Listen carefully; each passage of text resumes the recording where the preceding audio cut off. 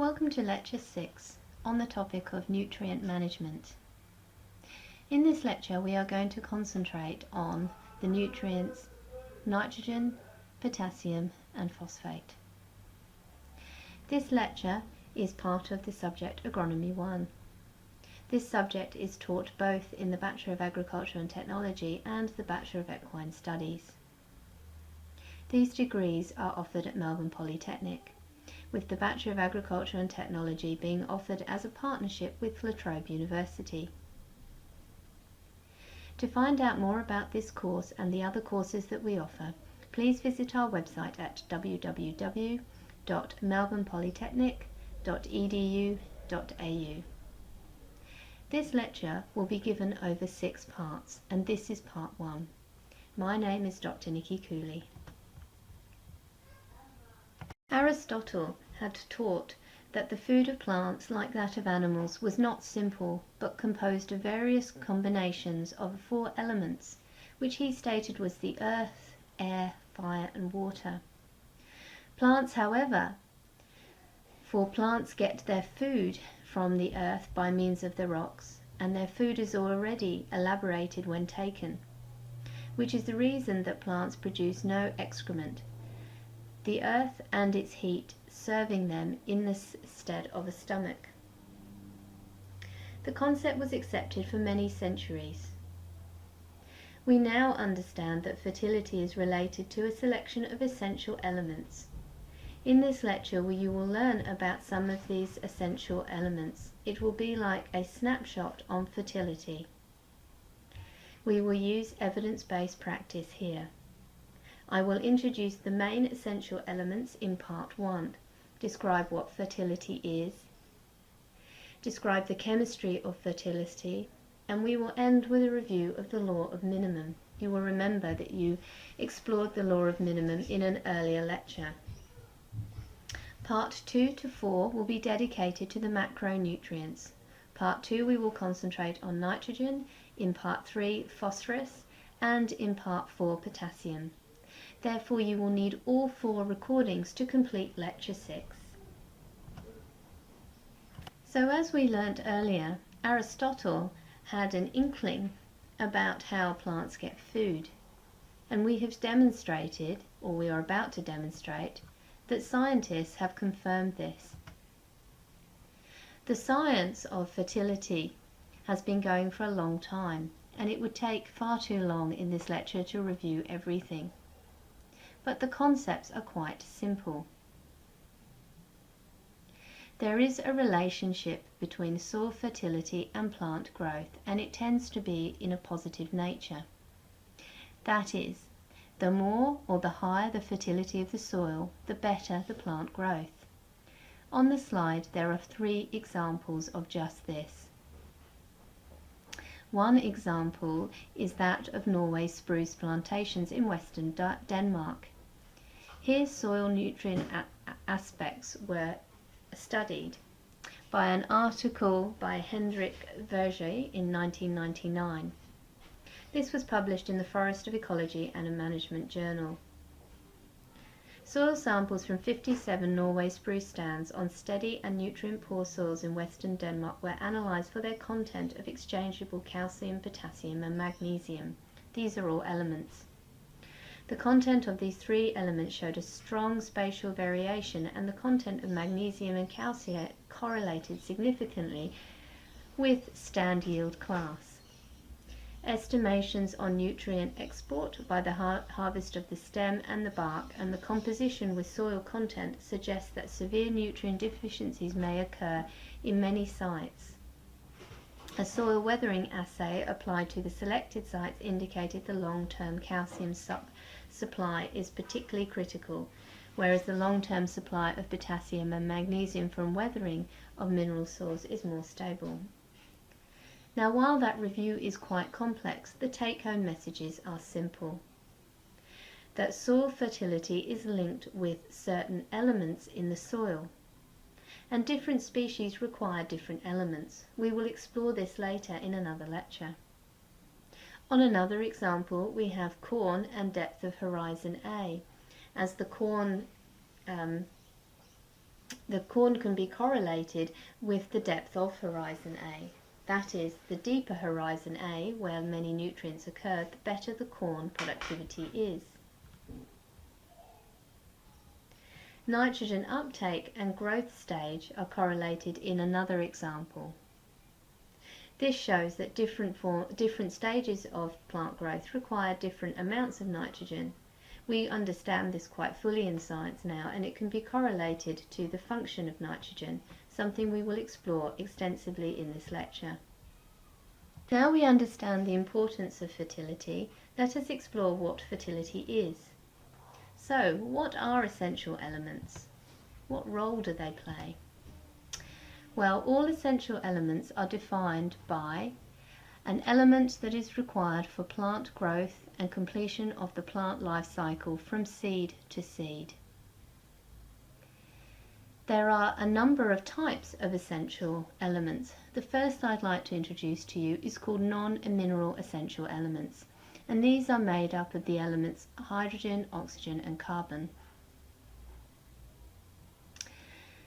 Hydrogen and oxygen can be obtained from the splitting of water. If you remember from Living Systems 1, water has the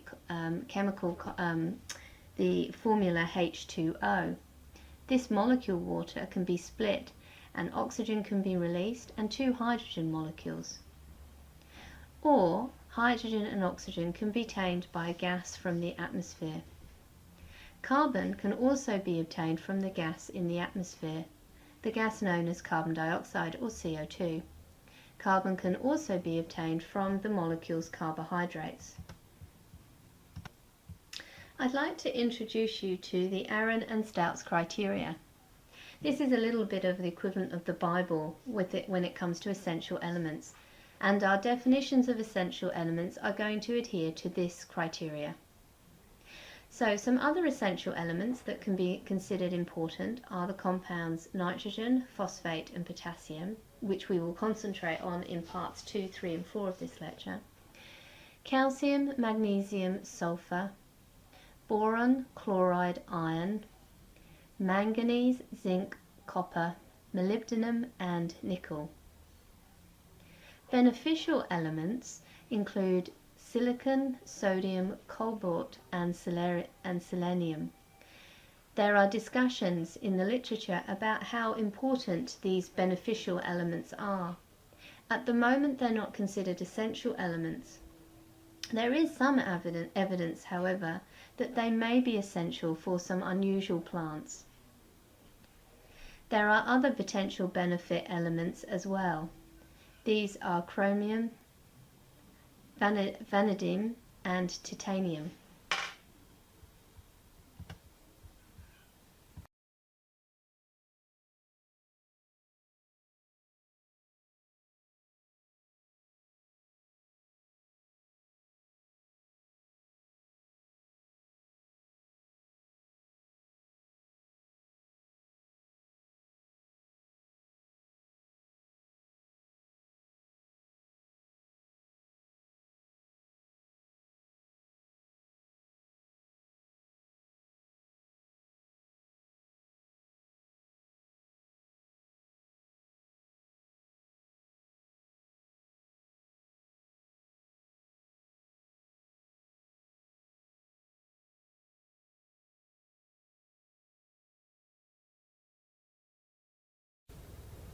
Plant concentrations of essential elements may exceed the critical concentrations, the minimal concentrations required for growth, and may vary somewhat from species to species.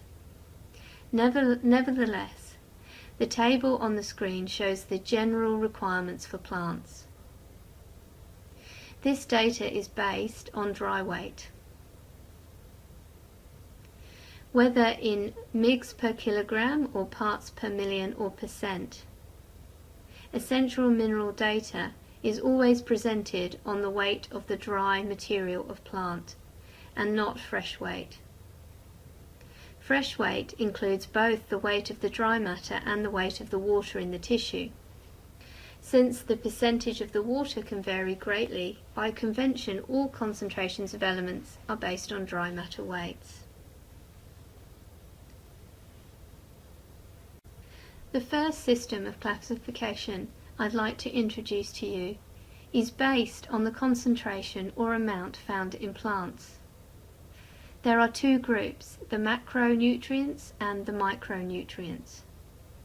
The macronutrients include nitrogen, potassium, calcium, magnesium, phosphorus, and sulfur. As you can see, their concentration occurs between 15,000 and 1,000 mg per kilogram. This varies between 1.5% and 0.1% of the plant's dry weight. The micronutrients are found in lower concentrations. The micronutrients include chloride, iron, boron, manganese, zinc, copper, molybdenum, and nickel. Are the macronutrients more important than the micronutrients? This terminology could indicate this, but in fact they are not. The relative importance in all cases is not linked to their amount found in the plant. Some essential elements are required in large quantities, while others in smaller amounts. Many of these essential elements are found in sufficient quantities in soils, and no amendments are required. The primary nutrients is another form of classification. The primary nutrients consist of nitrogen, potassium, and phosphorus, and are required in large quantities. All other nutrients are called secondary nutrients. This classification is based on how much of the nutrient you have to add to the soil. The ability of soils to supply secondary nutrients to plants indefinitely is subject of the law of conservation of matter, and this is therefore dependent upon nutrient cycling. Continued crop removal of calcium, magnesium, and sulfur requires replenishment, just as surely as primary nutrients, but most likely less frequently. Calcium and magnesium are often supplied by mineral weathering, either of natural soil materials or of agricultural lime or ground limestone, which can be added to the soil. Sulfur is often added to the soil as either atmospheric decomposition, which is associated with air pollution, or as impurities in fertilizers, particularly common pea fertilizers. To demonstrate that the classification is more responsive to soil ability to supply nutrients than plant requirements, it should be noted that plant requirements for calcium, a secondary nutrient element, is greater than for P. Calcium is found as a principal exchangeable cation in most soils, and an important soluble cation in the soil solution. Phosphorus, on the other hand, is only slightly soluble in most soils, and many soils, particularly those that are either acidic or alkaline in nature, have the potential for causing phosphorus deficiencies. It is important to have some understanding of the basic chemistry around nutrients. All but one of the essential nutrients is absorbed by plants from either soil solutions or nutrient solutions that are either a cation or an anion. Cations have positive charges, while anions have negative charges. Cations and anions may differ not only in the sign of their charge, but also in the magnitude. 3 is very strong, while 1 is weaker. In the table on the screen, the essential elements are listed in their approximate order of critical concentrations, from greatest to least, from top to bottom. Almost all elements are taken up as charged ions with charges of +2, +1, -1 and -2. Absent are all the organic compounds of the nutrient elements, indicating that all organic fertilizers must undergo mineralization of nutrients to become available to plants. Nitrogen may be taken up by plants as either an anion, NO3 nitrate, or a cation, NH4 ammonium.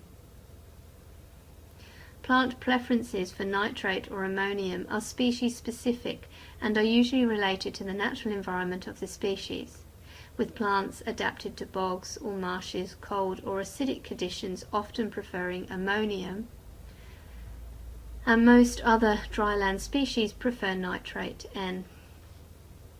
The ionic charge of the orthophosphate ion, whether it is H2PO4 or HPO4, is dependent upon pH conditions prevailing in solution. Iron can be found as either iron 3+ or iron 2+, with a difference in redox state as well as ionic state. Evidence exists that mandatory reduction of Fe3+ to Fe2+ is an essential part of the uptake of iron in many plants. Interestingly, several elements are absorbed as compounds called oxyanions. These are ions composed of the elements surrounded by 3 or 4 oxygen atoms, giving a net negative charge. Also of interest is the fact that several elements are taken up in different forms. Justus von Liebig, who was born in 1803 to 1873, was a German chemist who spent the early part of his accomplished career as a pioneer in organic chemistry. He turned to what is now called biochemistry about 1838 and first published on agricultural chemistry in 1840, and made numerous significant advances and engaged in extensive fruitful debate with other researchers in the field.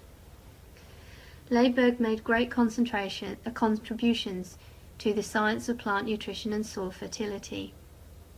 As a result of a millennia of practical experience of farmers manuring fields to improve fertility, many early chemists thought that the principle of vegetation, the essential nutrients needed for plant growth, were organic in nature rather than mineral. Liebig essentially debunked the humus theory and made a scientific case for plant requirements for mineral elements from the soil, carbon from carbon dioxide in the air, and hydrogen and oxygen from water. Liebig thought that plants derive most of their nitrogen content from the air as well, which is somewhat correct for legumes but not true for other plants.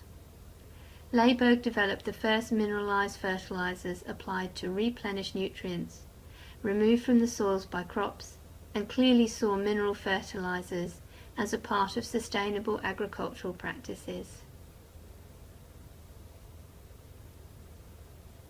He introduced the law of the minimum. This states that yield is proportional to the amount of the most limiting nutrient, regardless of which nutrient it is that is limiting. If the nutrient deficiency is supplied, yields will improve to the point where some other nutrient is needed in greater quantity than the soil can provide, and the law of minimum would apply in turn to that nutrient, and so on. The image on the slide illustrates the concepts behind the law of the minimum. The most growth-limiting nutrient will limit growth, no matter how favourable the nutrient supply of the other elements are. For example, a deficiency in iron or manganese, most common in soils containing calcium carbonate, can severely limit plant growth in spite of adequate P, K and N. So that brings us to the end of part 1 of lecture 6 on an introduction to fertility and crop nutrition. In summary, you now understand some of the basic scientific principles that surround fertility and crop nutrition, i.e., to produce a crop economically, you have to pay attention to fertility, and usually that relationship is positive. That is, the more fertility you have in your soil, the better your crop. You can now hopefully describe and classify essential elements according to both their relative concentration in the plant or their need to be added to the soil. I have introduced beneficial elements, and we have overviewed the chemistry with respect to nutrition. specifically ionic charge. If you look at your lecture handouts, there will be 7 points that I would expect you to understand. That is, you can give examples of relationships between crop and soil fertility. You understand why this relationship is important. You can now define fertility. If you are asked to do so, you can list all the elements that are important for plant growth. You should be able to define an element based on its characteristics. That is the element macro or is it a micronutrient? You understand the basic chemistry involved in fertility. That is, you understand the roles of ions and cations. And finally, you can describe the law of minimum. That brings us to the end of part 1. Now please take the time to watch part 2.